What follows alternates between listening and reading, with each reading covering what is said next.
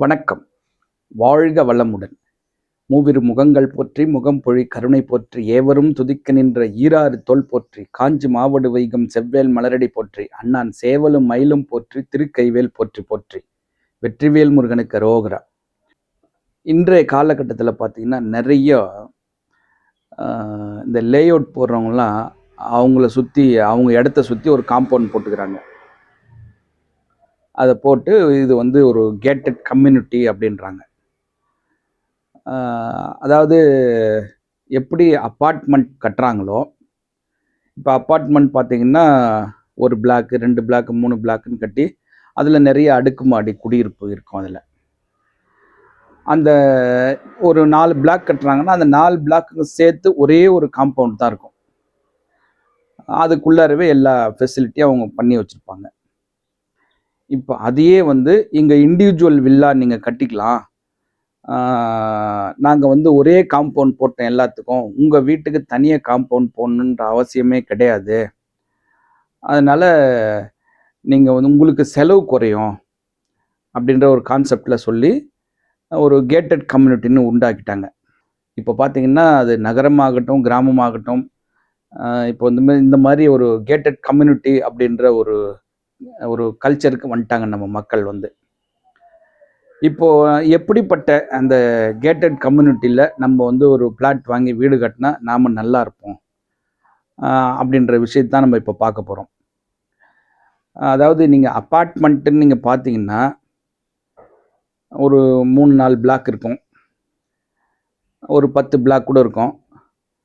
அந்த பிளாக் எல்லாத்துக்கும் சேர்த்து ஒரே காம்பவுண்டு, அதுக்குள்ளாரவே பார்க்கிங் இருக்கும், அதுக்குள்ளாரவே வந்து பார்த்திங்கன்னா குளிக்கிறதுக்காக வேண்டி ஒரு ஸ்விம்மிங் பூல் கட்டி வச்சுருப்பாங்க. அப்புறம் தண்ணி எடுத்து குடிக்கிறதுக்காக ஒரு பெரிய சம்ப் இருக்கும், இல்லைன்னா ஒரு பெரிய கிணறு வெட்டி வச்சு அந்த கிணத்துலேருந்து அவங்க ப்ரெஷர் மோட்டர் போட்டு தண்ணி எல்லா ஃப்ளாட்டுக்கும் அவங்க வந்து சப்ளை பண்ணுவாங்க. அப்படி இருக்கக்கூடிய அப்பார்ட்மெண்ட்டில் நான் எந்த ஃப்ளாட் வாங்கினா நான் வந்து நல்லா இருக்க முடியும் அப்படின்ற ஒரு கேள்வி வந்தால், பொதுவாக அப்பார்ட்மெண்ட்டுக்கு பெருசாக வந்து யாரும் வாஸ்து பார்க்கறதில்ல. ஏன்னா நாங்களே வாஸ்து பார்த்து தான் கட்டியிருக்கோம் அப்படின்னு சொல்லி அந்த பில்டர் சொல்லுவாங்க. அப்பார்ட்மெண்ட்டுக்கும் வாஸ்து உண்டா அப்படின்னா நிச்சயமாக உண்டு. அப்போ எப்படி அப்பார்ட்மெண்ட்டுக்கு வாஸ்து பார்க்கறது? இப்போ அப்பார்ட்மெண்ட்டில் ஃப்ளாட் வாங்குகிற எல்லாருமே வாஸ்து பார்க்கறதில்ல. அதில் குறிப்பாக நான் வாஸ்து பார்த்து தான் நான் ஃப்ளாட் வாங்குவேன், அதனுடைய அமைப்பெலாம் எப்படி இருக்குன்னு பார்த்து தான் நான் வந்து அந்த வீட்டுக்கு குடி போவேன், அது தவறாக இருக்கும் பட்சத்தில் நான் அதை சரி பண்ணிட்டு தான் நான் போவேன் அப்படின்ற ஒரு மக்களும் இன்றைக்கி இருந்துகிட்டு இருக்காங்க. ஸோ அதை வந்து அவங்க ஃபாலோ பண்ணுறாங்க. அப்படி ஃபாலோ பண்ணுறவங்களுக்கு நீங்கள் அப்பார்ட்மெண்ட்டில் புதுசாக வாங்க போகிறீங்க, ஒரு ஃப்ளாட் வாங்க போகிறீங்க அப்படின்னா எந்த ஃப்ளாட்டு நீங்கள் வாங்கலாம் அப்படின்னு பார்க்கும்பொழுது, இப்போ மொத்தமாக ஒரு அப்பார்ட்மெண்ட் நம்ம எடுத்துக்கிட்டோம்னா அப்பார்ட்மெண்ட்டுக்கு ஒரு 2 விஷயத்தை நம்ம மெயினாக ஃபோக்கஸ் பண்ணியே ஆகணும். ஒரு விஷயம், இந்த மொத்த அப்பார்ட்மெண்ட்டுக்கு தெருக்குத்து எங்கேருந்து வருது, அது நல்ல தெருக்குத்தாக இருக்கா தவறான தெருக்குத்தாக இருக்கான்னு அதை முதல்ல பார்க்கணும். அது நல்ல தெருக்குத்துனா நம்ம போய் வாங்கிக்கலாம். மொத்த அப்பார்ட்மெண்ட்டுமே வந்து ஒரு தப்பான தெருக்குத்தில் இருக்குது அப்படின்னும் பொழுது அங்கே ஃப்ளாட் வாங்கிறத நம்ம வந்து கைவிட்டுறணும்.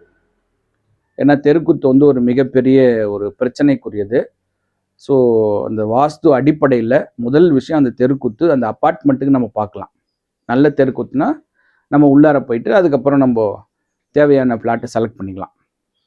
2வது விஷயம் என்ன பார்க்கலான்னா, அந்த ஹோல் பிளாக்கில் வடகிழக்கு பகுதியில் இருக்கக்கூடிய ஃப்ளாட் வாங்கிறது ரொம்ப ரொம்ப சிறப்பானது.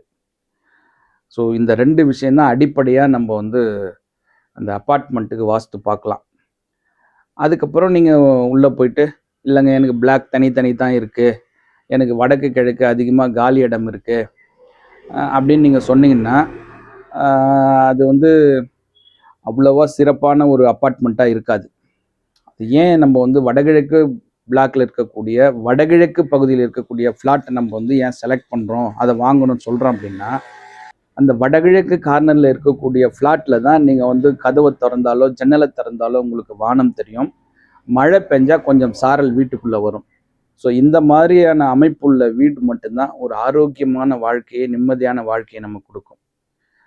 நீங்கள் அதுக்கு அடுத்த பிளாக்கு நீங்கள் போனீங்கன்னா உங்களுக்கு வந்து இப்போ வந்து ஒரு கிழக்கு பக்கம் ஒரு பிளாக் இருக்குது, நீங்கள் மேற்கு பக்கம் ஒரு பிளாக்ல நீங்கள் வந்து ஒரு ஃப்ளாட் வாங்குறீங்க அப்படின்னா உங்களுக்கு டைரெக்டாக சன்லைட் வீட்டுக்குள்ளே வராது. அப்போ அப்படி இருக்கும்போது சன்லைட் வீட்டுக்குள்ளே வராதுன்னும் போது மழை பெய்யும் போதும் சாரலும் வராது. ஸோ இதுதான் கான்செப்ட்டு. நீங்கள் அப்பார்ட்மெண்ட்டில் பிளாட் வாங்குறீங்கன்னா இந்த 2 விஷயத்தை நீங்கள் வந்து ஃபாலோ பண்ணி அதுக்கப்புறம் நீங்கள் உள்ளே போயிட்டு ரூம்ஸ் எல்லாம் எங்கே இருக்குது, அதுக்கப்புறம் நம்ம வந்து நம்முடைய கன்வீனியன்ஸ் படி அதை மாற்றிக்கலாம் ஆஸ் பர் வாஸ்து. ஸோ இதுதான் மெயினாக அப்பார்ட்மெண்ட் நம்ம பார்க்க வேண்டியது. இப்போ நம்ம கேட்டட் கம்யூனிட்டிக்கு வருவோம். இப்போ கேட்டட் கம்யூனிட்டியில் அப்பார்ட்மெண்ட் மாதிரி அடுக்குமாடி கிடையாது, இண்டிவிஜுவல் வீடு தான் நம்ம கட்ட போகிறோம். அப்போ அந்த இண்டிவிஜுவல் வீட்டுக்கு நம்ம உள்ளர போகிறதுக்கு மெயினாக நம்ம வெளியிலிருந்து அந்த கேட்டட் கம்யூனிட்டியில் நம்ம என்டர் பண்ணும்போது அந்த எந்த இடத்துல நம்ம உள்ளார போகிறோம், அது உச்சம் நீச்சம் 2 பகுதி இருக்குது. இப்போ உச்ச பகுதியில் அந்த கம்யூனிட்டி அந்த லேஅவுட்டுக்கு உள்ளார நீங்கள் போனீங்கன்னா அதில் நீங்கள் ஃப்ளாட் வாங்கலாம். உச்ச பகுதி தான் அந்த லேஅவுட்டுக்கே மெயின் என்ட்ரன்ஸு அப்படின்னும்போது நீங்கள் தாராளமாக அதில் வாங்கலாம். இப்போ ஏன் இந்த மாதிரியான ஒரு அமைப்பெல்லாம் உருவாக்குறாங்க அப்படின்னா, இந்த கேட்டட் கம்யூனிட்டி இப்போ அப்பார்ட்மெண்ட் பார்த்தீங்கன்னா ஒரு பெரிய கேட் போட்டு அங்கே செக்யூரிட்டி இருப்பாங்க, எல்லாத்துக்குமே அவங்க வந்து பார்த்துப்பாங்க. ஒரு அன்வான்ட் பர்சன் உள்ளே வர மாட்டாங்க. இப்போ அதே சிஸ்டமை இங்கே ஒரு செக்யூரிட்டி பர்பஸுக்காக இந்த கேட்டட் கம்யூனிட்டின்னு கொண்டு வந்துட்டாங்க. இங்கேயும் ஒரு மெயின் கேட்டை போட்டு அங்கே ஒரு செக்யூரிட்டி ஒரு ஆஃபீஸ் போட்டு அங்கே வர்றவங்க எல்லாருமே யாரை பார்க்க போகிறீங்க, அவங்க இருக்காங்களா இல்லையா, அந்த தகவலை வந்து இங்கே கேட்லேயே தெரிஞ்சுக்கிட்டு நம்ம அப்படியே போயிடலாம். இப்போ ஒவ்வொரு வீட்டுக்காரங்களும் தனியாக காம்பவுண்ட் போட்டு ஒரு செக்யூரிட்டியை போட்டு ஃபாலோ பண்ணுன்ற அவசியம் இல்லை. மொத்த கண்ட்ரோலுமே இவங்க எடுத்துக்கிறாங்க. ஸோ அந்த ரீசனுக்காக இவங்க வந்து ஒரு கேட்டட் கம்யூனிட்டின்னு உருவாக்கி தகவல் எல்லாருக்குமே வந்து ஒரு சென்ட்ரலைஸ்டு பாயிண்ட்டாக கொண்டு வந்துடுறாங்க. இப்போ அந்த அடிப்படையில் பார்க்கும்பொழுது நமக்கு அந்த காம்பவுண்ட் கட்டுற செலவு மீதி, அந்த செக்யூரிட்டி செலவு மீதி எல்லாம் இயர்லி ஒன்ஸ் இவங்க எதுவும் மெயின்டெனன்ஸ் சார்ஜு இந்த செக்யூரிட்டி சார்ஜுன்னு இயர்லி ஒன்ஸ் தான் கொஞ்சம் வாங்குவாங்க. ஸோ இந்த அடிப்படையில் தான் வந்து மக்கள் வந்து அந்த கேட்டட் கம்யூனிட்டிக்கு போகிறாங்க. ஓகே, இப்போ அந்த கேட்டட் கம்யூனிட்டிக்கு போகிறதுக்கான மெயின் என்ட்ரன்ஸ் உச்சப்பகுதியில் இருந்தால் நீங்கள் அந்த லேஅவுட்டில் போயிட்டு நீங்கள் வீடு வாங்கலாம். 2வது, அந்த கேட்டட் கம்யூனிட்டியில் சில பல வசதிகள்லாம் செஞ்சு வச்சுருப்பாங்க இல்லையா, அதாவது தண்ணி ஃபெசிலிட்டி, நீங்கள் யாரும் போர்லாம் போட தேவையில்லைங்க, நாங்களே தண்ணி சப்ளை பண்ணிடுறோம் அப்படின்னு சொல்லி அந்த ஒரு கிணறு வெட்டி வச்சுருப்பாங்க. அந்த கிணறு வந்து அந்த மொத்த லேஅவுட்டில் எந்த பக்கம் இருக்குது, வடகிழக்கு சார்ந்து வடகிழக்கு சார்ந்து அந்த லேஅவுட்டில் இருந்தால் அந்த கேட்டட் கம்யூனிட்டியில் நீங்கள் போய் இடம் வாங்கலாம். ஓகே, இப்போ அந்த கிணறு வந்து வடகிழக்கில் இருக்குது. இப்போ அந்த கிணத்துக்கு தண்ணி மேலே ஏற்றுவாங்க. ஒரு சில கேட்டட் கம்யூனிட்டியில் ப்ரெஷர் மோட்டரை வச்சு கீழேருந்தே சப்ளை பண்ணிப்பாங்க. ஒரு சில ஏரியாலாம் பார்த்தீங்கன்னா ஒரு வாட்டர் டேங்க்னு ஒன்று உயரமாக கட்டுறாங்க. அந்த வாட்டர் டேங்க்குக்கு இந்த கிணத்துலேருந்து தண்ணி அப்லோட் பண்ணி அதுலேருந்து டிஸ்ட்ரிபியூட் பண்ணுறாங்க ஒவ்வொரு வீட்டுக்கும். அப்போ அந்த வாட்டர் டேங்க் எங்கே இருக்குதுன்னு பார்க்கணும். என்ன பண்ணுவாங்கன்னா, கிணறு வடகிழக்கில் இருக்குதுன்றதுக்காக அந்த வடகிழக்கு பகுதியிலே வாட்டர் டேங்க்கு கட்டி பக்கத்துலேயே தண்ணி ஏற்றிக்கலான்னு சொல்லிட்டு அந்த வசதி வடகிழக்கிலே பண்ணி வச்சுருவாங்க. இப்போ அந்த வடகிழக்கு பகுதியில் வாட்டர் டேங்க் வச்சோம்னா அந்த லேஅவுட்டில் நீங்கள் வந்து இடம் வாங்கக்கூடாது அந்த கேட்டட் கம்யூனிட்டியில். இப்போ இதே வாட்டர் டேங்க் வந்து தெற்கு மேற்கு தென்மேற்கு சார்ந்து கட்டி வச்சுருக்காங்க அப்படின்னா நீங்கள் அங்கே ஓகே வாங்கலாம். அதாவது வடகிழக்கில் கிணறு, தென்மேற்கில் வாட்டர் டேங்க் உயரமாக கட்டி அங்கேருந்து சப்ளை பண்ணுறாங்கன்னா வாங்கலாம்.